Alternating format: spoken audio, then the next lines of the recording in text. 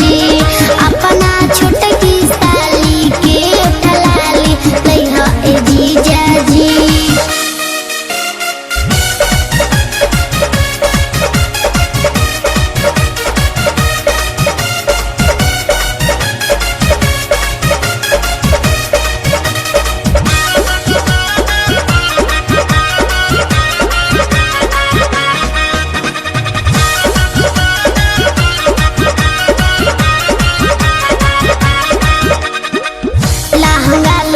महंगा वाला कान में के बाली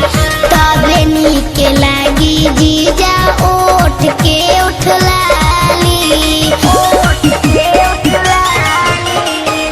लहंगा लइया महंगा वाला कान में के बाली तबे नीक लागी जीजा ओठ के उठलाली। नैका डिजाइन के नैका फिर लबली लइहा जीजा जी नैका डिजाइन के नैका फिर लबली लइहा जीजा जी अपना छोटकी साली के उठलाली लइहा जीजा जी अपना छोटकी साली के उठलाली लइहा जीजा जी अपना छोटकी साली के उठलाली लइहा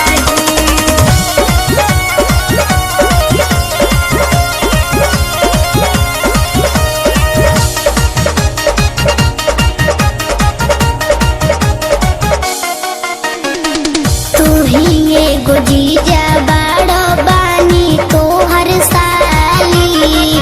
बड़ी चान कटले बाड़ बुझ के घर